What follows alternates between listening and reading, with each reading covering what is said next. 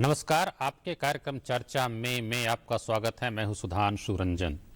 अभी 5 राज्यों में जो विधानसभा के चुनाव हुए हैं उसमें कम से कम 2 राज्य जो उत्तर प्रदेश और उत्तराखंड में कांग्रेस की बहुत बुरी हार हुई है और उसको लेकर के कई तरह के सवाल उठे हैं।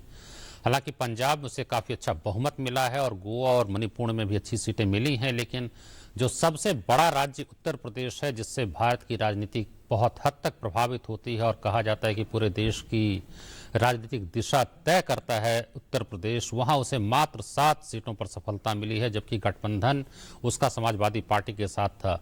अन्य दलों की भी स्थिति, जो विपक्ष में अब आ गए हैं जो पार्टियां, उनकी स्थिति अच्छी नहीं है, क्योंकि भारतीय जनता पार्टी को 3/4 से भी अधिक सीटें मिली हैं। अब सवाल उठता है कि इसके बाद कांग्रेस की क्या प्रासंगिकता है आज की राजनीति में, और लोकतंत्र में चूंकि विपक्ष की एक महत्वपूर्ण भूमिका होती है, इसलिए विपक्ष अब कितना सशक्त रह पाएगा भारतीय राजनीति में, ये राजनीतिक पर्यवेक्षकों के अलावा आम आदमी के लिए भी बहुत महत्वपूर्ण है ये देखना समझना, क्योंकि माना जाता है कि लोकतंत्र जो है विपक्ष के बिना अधूरा है। तो आज हम इसी पर चर्चा करेंगे, कांग्रेस और विपक्ष की भूमिका ये क्या है, अभी क्या उसका हश्र है, क्या स्थिति है, और विपक्ष के रूप में वो कितना सशक्त और कितना जो है सो प्रभावकारी हो पाएगा। और इस बहस में शामिल हैं शकील अहमद जो कांग्रेस के प्रवक्ता हैं, हमारे साथ प्रोफेसर हिमांशु राय हैं, दिल्ली विश्वविद्यालय में राजनीति विज्ञान के प्राध्यापक हैं, भारतीय जनता पार्टी के भी एक सांसद आने वाले थे लेकिन अभी तक नहीं आ पाए हैं, लेकिन हम चर्चा शुरू कर रहे हैं। शकील साहब, आप बताइए कि जो हार हुई आपकी पार्टी की, उसके बाद किस रूप में आप देख रहे हैं अपनी पार्टी की भूमिका को? देखिए, उत्तर प्रदेश और उत्तराखंड में हमारा परफॉर्मेंस अच्छा नहीं हुआ है, ये हम स्वीकार करते हैं, इसमें कहीं कोई दो राय नहीं है। और हमारे स्वीकार नहीं करने से भी स्थिति बदलेगी नहीं, जो सत्य है, जो यथार्थ है, वो यथार्थ है। लेकिन पंजाब में इसी चुनाव में हमारा परफॉर्मेंस बहुत अच्छा हुआ है, लगभग 1 सीट कम है हमको 2/3 से वहाँ।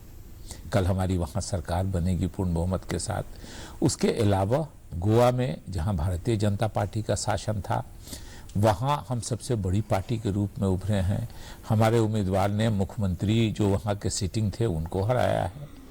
और उसके साथ साथ जो मणिपुर था, मणिपुर में हम 15 साल से हमारी सरकार थी और इबोबी सिंह जी वहाँ के चीफ मिनिस्टर थे। लोग कहते हैं एंटी इनकम्बेंसी हो जाती है, एंटी इनकम्बेंसी हो जाती है, लेकिन उसके बाद भी हम 28 सीटें जीत करके पहले नंबर पर रहे। भारतीय जनता पार्टी 21 सीट जीती, लेकिन ये बात सही है कि भारतीय जनता पार्टी को कोई सीट नहीं थी, उन्होंने केंद्र में होने का फायदा उनको हुआ है।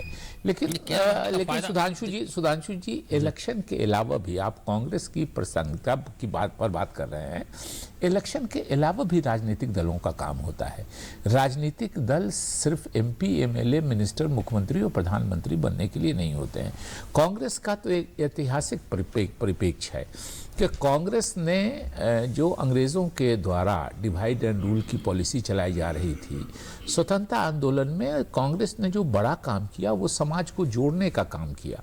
समाज को एक साथ वो डिवाइड एंड रूल करके बांटना चाहते थे, हमने जोड़ा और जोड़ के भारत की आज़ादी की लड़ाई लड़ी। उसमें हमारी विफलता, मैं एक ही कांग्रेस की विफलता मानता हूं कांग्रेस के पूरे इतिहास में, कि हम देश का बंटवारा नहीं रोक सके लाख कोशिशों के बावजूद, क्योंकि अंग्रेजों ने इतना अलग अलग दलों को ये करा है। नहीं, ऐतिहासिक परिप्रेक्ष्य भी देखना पड़ेगा। तो आज भी हमारी जो बंटवारे की बात करेंगे वो समाज को जोड़ने की, वो समाज को जोड़ने की है। तो हम एमपी, एमएलए नहीं रहे, लेकिन ये जो भी कांग्रेसी है उसकी जिम्मेदारी है कि वो समाज में अमन और भाईचारा और समाज को जोड़ने की कोशिश करे। वो काम हम करते रहेंगे।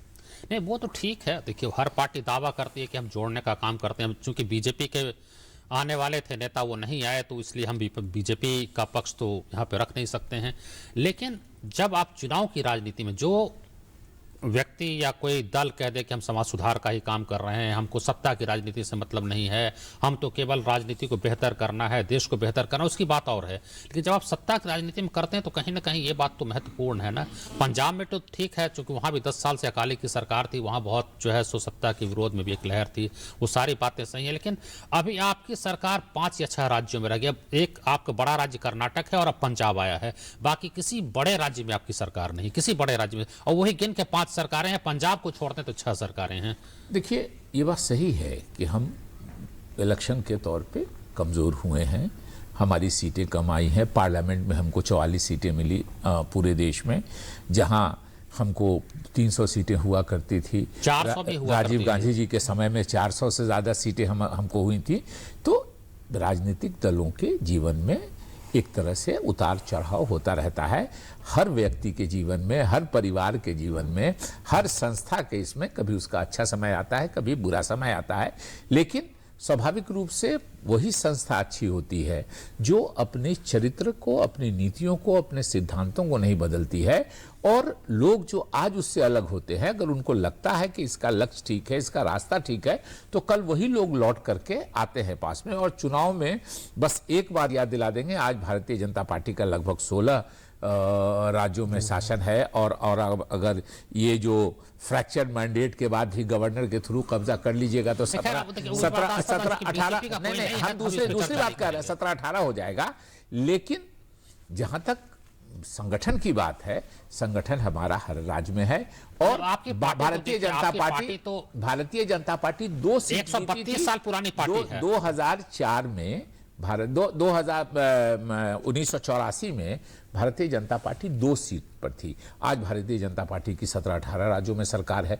तो स्वाभाविक रूप से इस फेज में अभी भारतीय जनता पार्टी को इलेक्टोरली हमसे ज़्यादा सीटें हैं, ज़्यादा स्टेट हैं। लेकिन इसका ये मतलब नहीं है कि राष्ट्रीय निर्माण में या राष्ट्रीय में विपक्ष की भूमिका की हैसियत से और मैं दिलाऊं, राष्ट्र निर्माण में होती है और होनी चाहिए, लेकिन अभी कितनी है हिमांशु जी, हम आपसे जानना चाहेंगे। क्योंकि यहाँ जो विपक्ष के बारे में जो कहा जाता था, कोई एक राजनीति शास्त्री थे या कौन थे, टियरनर, उन्होंने कहा कि उसका काम क्या है, to propose nothing, to oppose everything and to turn the government out. मतलब जो कहते हैं अंग्रेजी में 3 शब्द की, अपोज, एक्सपोज एंड डिपोज। इस तरह की भूमिका या अधिकतर विपक्ष की रहती है। होना नहीं चाहिए लेकिन रहती वही है। अब जैसे कहते हैं राष्ट्र निर्माण की बात, सही बात है, विपक्ष की भूमिका होनी चाहिए। कहा जाता है विपक्ष सत्ता पे जो है सो एक अंकुश के रूप में काम करता है, वॉइस ऑफ द वॉइसलेस है, कि भाई जिसकी आवाज नहीं पहुंच पा रही है वो पहुंचाओ। एक वैकल्पिक सरकार के रूप में भी, एक सरकार गिर जाती है तो फिर विपक्ष जो है, ब्रिटेन में तो छाया मंत्रिमंडल तक है, और उसमें कहते हैं कि लोग सीखते भी हैं। अब सत्ता में आने के पहले आपका एक प्रशिक्षण भी वहां पे होता है। ये अगर लोकतंत्र में विपक्ष की भूमिका पर विचार करें तो आप अभी क्या, विपक्ष का क्या भविष्य देख रहे हैं, और कितना प्रभावकारी आप समझ रहे हैं कि कांग्रेस की भूमिका हो पाएगी अभी के परिप्रेक्ष्य? देखिए, कांग्रेस अपने पांव पे कुल्हाड़ी मारती जा रही है धीरे धीरे। 2 सीट से, जो जैसा इन्होंने खुद कहा, बीजेपी ने आज की तारीख में करीब 16-18 राज्यों में पहुंच गई है, और आबादी का 3/4 हिस्सा या 2/3 हिस्सा में उसके शासन है। क्यों ये प्रासंगिक नहीं रह गई है कांग्रेस, इसको अपने आप में मंथन करना होगा।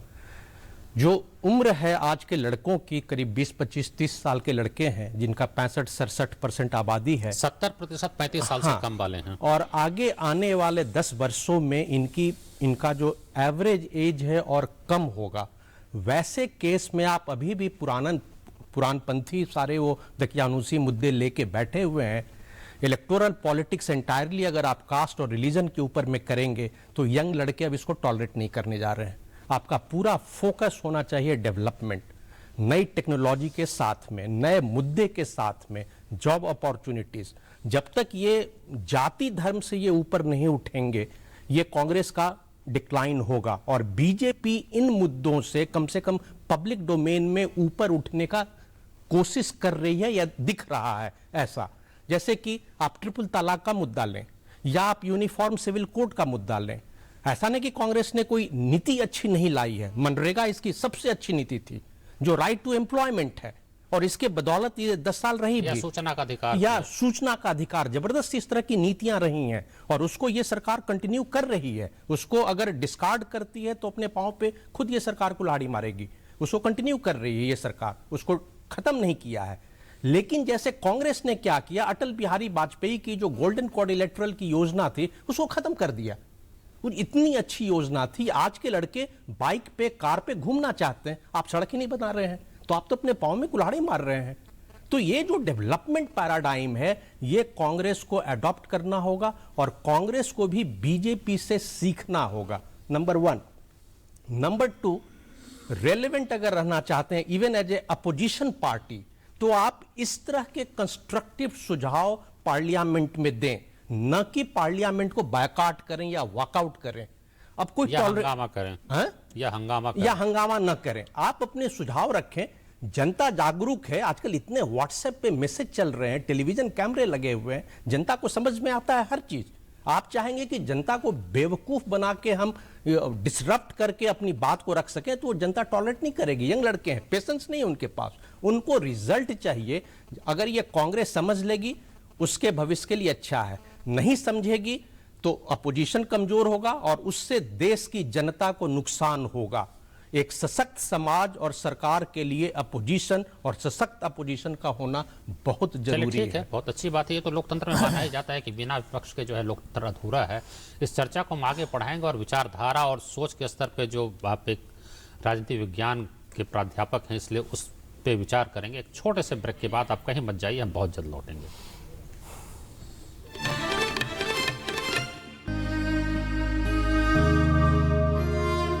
क्या बात है राशिद, फर्स्ट डिवीजन में पोस्ट ग्रेजुएशन करने के बाद भी तुम उदास हो? लेकिन सर वो सोच रहे होगे कि खर्चा कहाँ से आएगा? हाँ, चिंता मत करो, क्योंकि अब तुम्हारे साथ है मौलाना आजाद नेशनल फेलोशिप हमारे लिए सर।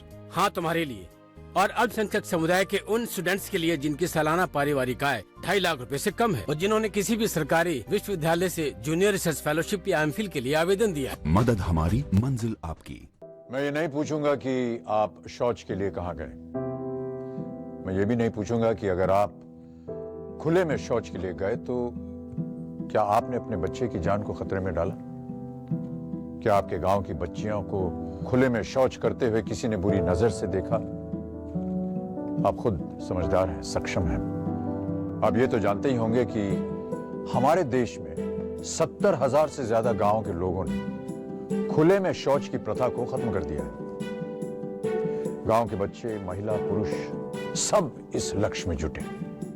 निगरानी समितियां बनी जिन्होंने खुले में शौच कर रहे लोगों को समझाया, शौचालय बनाया, उनका इस्तेमाल करना सिखाया। क्या आपका गांव भी बनेगा खुले में शौच से मुक्त? आइए स्वच्छ भारत अभियान से जुड़िए। अब नहीं तो कब?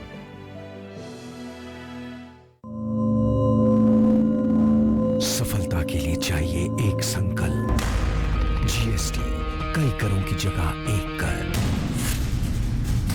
सफलता के लिए चाहिए सुगमता। जीएसटी वस्तुओं का बाधा रहित प्रवाह करेगा व्यापार आसान। सफलता के लिए चाहिए दमदार स्ट्रोक। जीएसटी, एक राष्ट्र, एक कर, एक बाजार। जीएसटी आजादी के बाद सबसे बड़ा कर सुधार, अर्थव्यवस्था के बेहतर परफॉर्मेंस के लिए।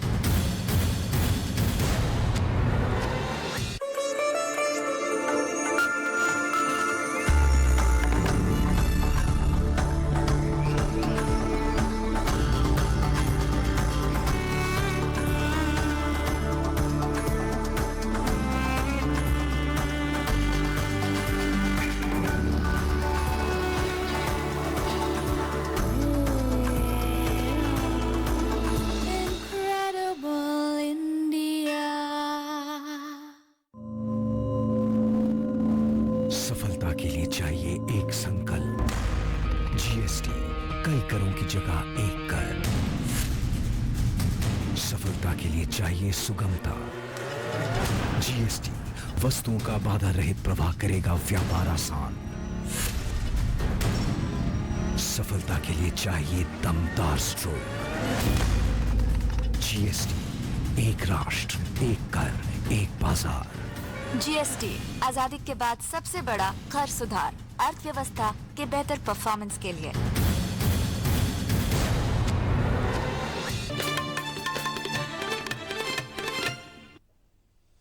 अंतराल के बाद फिर से आपका स्वागत है। इस कार्यक्रम में हम चर्चा कर रहे हैं कांग्रेस की प्रासंगिकता और विपक्ष की भूमिका के बारे में। हाँ शकील साहब, जैसा कि कह रहे थे हिमांशु जी, हम आपकी प्रतिक्रिया जानना चाहेंगे। बात सही है, चूंकि आपकी पार्टी 132-31 साल पुरानी पार्टी है, बहुत उतार चढ़ाव है, सारी बातें सही हैं, लेकिन वर्तमान में जो स्थिति है वो सिर्फ अतीत को देख करके आप बहुत आशान्वित नहीं हो सकते हैं। हम तो सैद्धांतिक बात करें कि एक विपक्ष, सरकार में आप रहें न रहें वो अलग बात है, लेकिन एक विपक्ष के रूप में आपकी भूमिका क्या रह गई है? अगर लगातार आपकी हार होती चली जाएगी तो क्या क्या आप किस तरह की भूमिका मानते हैं कि आपकी होगी? नहीं, कोई पार्टी हारना नहीं चाहती है, लेकिन हम हारे हम जीते, हमको अपनी भूमिका निभानी चाहिए। और आप सुधांशु जी याद दिला दे रहे हैं, इस पार्लियामेंट में नरेंद्र मोदी जी की सरकार को प्रचंड बहुमत है, हम केवल 44 सीट पर हैं। लेकिन आपको याद होगा कि जो पहला काम नरेंद्र मोदी जी ने ऑर्डिनेंस के जरिए करने की कोशिश की, हमारा जो भूमि अधिग्रहण बिल था उसको उन्होंने डाइल्यूट करने की कोशिश की। राहुल गांधी जी ने, कांग्रेस के सभी लोगों ने और विपक्ष के अन्य पार्टियों की मदद से हमने 3-3 बार ऑर्डिनेंस लागू करने के बाद भी उसको पास नहीं होने दिया, उसका विरोध किया और मजबूर होकर के हमारे प्रधानमंत्री जी को वो ड्रॉप करना पड़ा। हमारे प्रोफेसर साहब काम की बातें कर रहे थे, मैं गिनाता हूं आज काम क्या हो रहा है। बैंक नेशनलाइजेशन हमने किया, जनधन योजना की बात हो रही है, कंप्यूटराइजेशन की बात हमारे समय में हुई, आज डिजिटल इंडिया की बात हो रही है, जो मोबाइल टेक्नोलॉजी की बात है वो हमारे समय में नहीं हम बता रहे हैं। और जीएसटी की बात थी, आज डीएसटी पर हो रहा है। जीएसटी हम लोगों ने शुरू की थी, जो एफडीआई का मामला है वो हम लोगों ने शुरू किया था।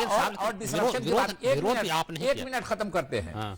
और सिर्फ आंकड़े बता देना चाहते हैं प्रोफेसर साहब को, तो विद्वान आदमी है, कि 1350 घंटे जो 15वीं लोकसभा में हुआ, उसमें से 900 घंटे बीजेपी ने डिसरप्ट किया, यानी अपोजिशन ने किया, और बीजेपी सत्ता में चली गई।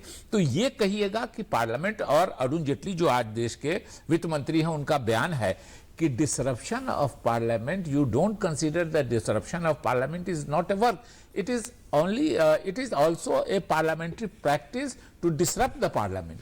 ये आज के वित्त मंत्री, उस समय के leader of the opposition Rajya Sabha में उस समय उनसे सहमत नहीं थे, आज सहमत हैं। नहीं, हम वो बात उनकी कोट कर रहे हैं कि उन्होंने 1350 घंटे में गलत किया था, इसलिए हम नहीं कर रहे हैं। पार्लियामेंट चल रहा है, पार्लियामेंट बहुत बार नहीं चल पाई है। पार्लियामेंट अभी भी चल रहा है, और कल से पार्लियामेंट चल रहा है। और जो हमारा विरोध होना चाहिए था, हमने प्रोटेस्ट करके, जो गवर्नर रूल के खिलाफ में जो हुआ मणिपुर में या नागालैंड में, हमने वॉकआउट किया, हमने पार्लियामेंट को डिस्टर्ब नहीं किया। पार्लियामेंट चल रहा है, और पार्लियामेंट को डिसरप्ट करने में जब आप रिकॉर्ड खोजेंगे तो जो विपक्ष या अभी जो रूलिंग पार्टी है, कोई मुकाबला नहीं है, चूंकि उनके प्रतिनिधि यहाँ नहीं है, इसलिए हम नहीं। पार्लियामेंट्री डिसरप्शन पे बात, मुद्दे बहुत सारे मुद्दे हैं, बहुत सारे मुद्दों पे यही कहा कि जो काम करने की बात कर रहे हैं, जितना काम हम लोगों ने किया, नहीं आप 60 साल देखिए, अगर आप 60 साल आपकी सरकार रही हम तो काम बता रहे हैं। नहीं, जिसका विरोध किया गया, आज वही काम आके करने की कोशिश की जा रही है। जीएसटी भी आपका था, लेकिन आपने कई बार विरोध किया, कहा बनने में इतना समय लग गया जीएसटी में। जीएसटी को विरोध जो 2 व्यक्ति सबसे ज्यादा करते थे, वो गुजरात के मुख्यमंत्री श्री नरेंद्र मोदी, और राज्यसभा में जो विरोधी दल के नेता थे श्री अरुण जेटली जी, जो आज सबसे बड़े दोनों एडवोकेट हैं, एडवोकेसी कर रहे हैं जीएसटी के, और यहां तक कह गए कि जो जीएसटी का विरोध करता है वो देश का विरोध करता है। लेकिन उस समय जब हम ला रहे थे जीएसटी, तो वो जीएसटी हमारे प्रश्न का जवाब दीजिए, उस तो बहुत सारे मुद्दे हैं। अभी कहा जा रहा है आपकी सबसे बड़ी सीमा यह है कि आप एक परिवार के गुलाम हो गए, एक परिवार से जब तक बाहर नहीं निकलिएगा कांग्रेस का भविष्य नहीं है। क्या आप कहना चाहेंगे? देखिए, ये बड़ा संवेदनशील मामला है। एक मानव स्वभाव है कि अगर आपके पूर्वजों ने कुछ अच्छा काम किया है तो उसका आपको फायदा होगा, और एक बार खानदान के नाम पर, माता पिता के नाम पर एक अवसर आपको मिलता है। आपको अगर आप में मेटल है तो आप प्रूफ कीजिएगा, आगे जाइएगा, नहीं मेटल है तो नहीं जाइएगा। लेकिन आपको बता दें, प्रधानमंत्री मनमोहन सिंह जी हुए, वो किस नेहरू गांधी खानदान के थे। लाल बहादुर शास्त्री जी प्रधानमंत्री शास्त्री जी की बात मत करिए। मनमोहन सिंह के प्रधानमंत्री के बारे में सबको पता है कि असली सत्ता किसके हाथ में थी। आप नीति की बात, असली सत्ता आप ये बात भी जानिए ना, असली बात भी तो जानना चाहिए, देश को भी जानना चाहिए कि हम सब लोगों ने वोट दिया था, और हम लोगों ने तो झगड़ा किया था सोनिया गांधी जी से कि हम लोगों ने आपके नाम पर वोट मांगा है, आप क्यों नहीं प्रधानमंत्री हो रहे हैं। उन्होंने अपने विवेक में होना पसंद नहीं किया। मनमोहन सिंह बहुत कारण है, और उसके बहुत कारण है, नहीं कोई कारण नहीं है, सिवाय उसके सिवाय उसके आप स्पेकुलेट कुछ कर लीजिए, नहीं, लेकिन नहीं। सिवाय उसके कि उन्होंने अपने विवेक में पसंद नहीं किया और मनमोहन सिंह जी को बनाया, लेकिन नीतियों के लिए, सिद्धांत के लिए ये भी हम पता है पार्टी कि की उस सरकार समय होती है, सरकार की पार्टी नहीं होती है। सुधांशु जी। असली सत्ता 10 जनपद के पास ही थी। सुधांशु जी, नहीं। सरकार की पार्टी नहीं होती है, पार्टी की सरकार होती हाँ, है। बात सही ये है। सही है कि मनरेगा, ये सही है कि उसमें तो बात हो गई, उसमें वो तो जो बात हो है गई। राइट टू शकील साहब, इन्फॉर्मेशन, ये सही है कि राइट टू एजुकेशन, ये सब सोनिया गांधी जी हमारे प्रश्न का आपने जवाब नहीं दिया कि आप उस परिवार से बाहर निकलेंगे। त्याग नहीं, बहुतों ने नहीं, किया, हम बिल्कुल- स्वाधीनता संग्राम में नहीं, बहुत नहीं, लोग हम तो शहीद हो बता गए, रहे फांसी हैं। पर चढ़ गए, अगर उनके नहीं- परिवार को कुछ नहीं नहीं, मिला, नहीं, बहुत लोग फांसी पर चढ़े, एक बात उनके बताइए, परिवार से देश एमएलए की नहीं जनता- बना। एक बात बताइए ना, कौन आता है? मैं अपनी बात बताता हूं आपको। मेरे ग्रैंडफादर 1937 में एमएलए थे, मेरे पिता 5 बार एमएलए रहे, डिप्टी स्पीकर रहे बिहार के अलग अलग पदों पे। मुझको उसकी वजह से फायदा हुआ, मैं 5 बार एमएलए और लोकसभा का मेंबर रहा। तो स्वाभाविक रूप से अगर आपके पूर्वजों ने कुछ अच्छा काम किया है तो उसका फायदा आपको होता है और जनता मोहर लगाती है। आप ये बताइए ना कि कोई अपने से किसी का आ गया तो नॉमिनेट हो गया, कोई ऐसा तो नहीं होता है। तो जनता मोहर अभी भी लगा रही है ना, जनता की मोहर तो अभी भी लग रही है।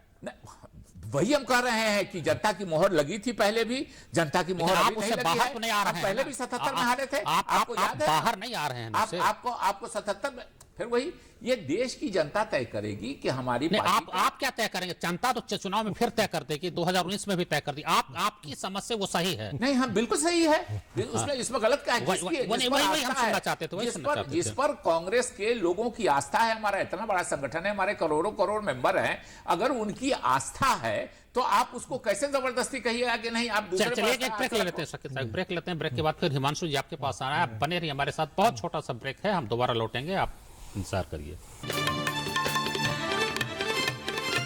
भैया 2 कोल्ड ड्रिंक देना। 30 रुपए दे दो।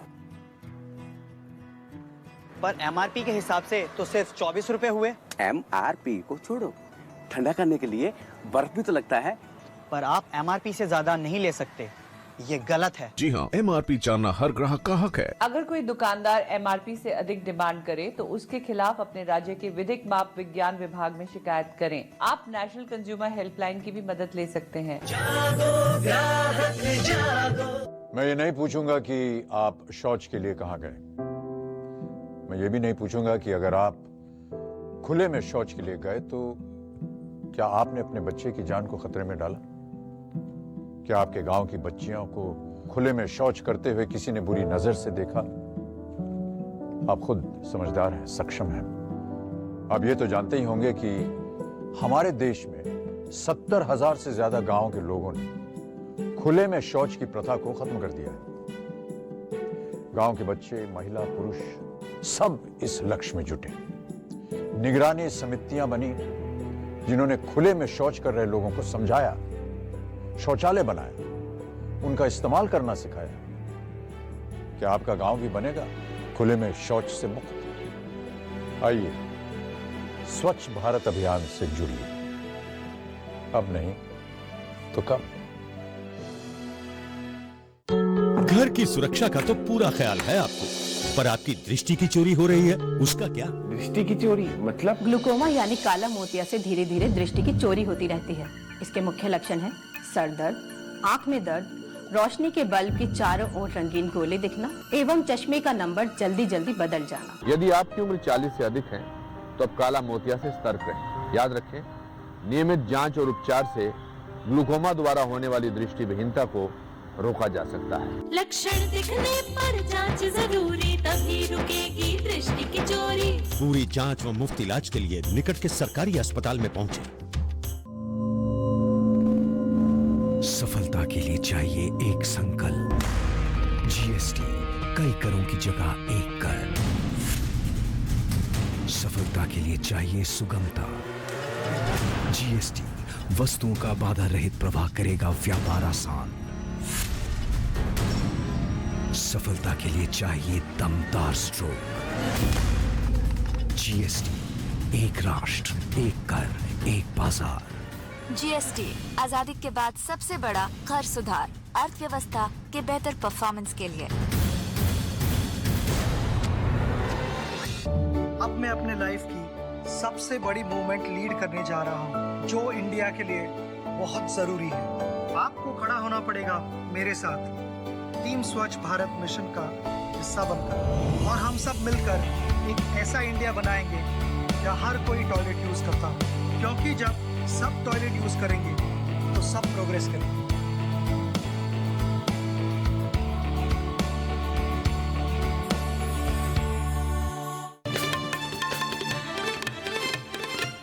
एक बार फिर से आपका स्वागत इस कार्यक्रम में। हाँ हिमांशु जी, आप बताइए कि ये सबसे बड़ी जो बात बताई जा रही है विपक्ष के साथ, जो कांग्रेस का इनके साथ तो बहस हो गई, आपका क्या मानना है कि इस रूप में पार्टी कितना आगे बढ़ पाएगी? एक विपक्ष के रूप में, भी सत्ता की बात तो बहुत दूर की बात है, विपक्ष के रूप में कितना आगे बढ़ पाएगी इस सोच के साथ? एज एन आउटसाइडर मैं इनको एक सलाह देना चाहूँगा, और कांग्रेस पार्टी को भी 2-3 ये काम करें। एक, इनकी क्रेडिबिलिटी खत्म हो गई है।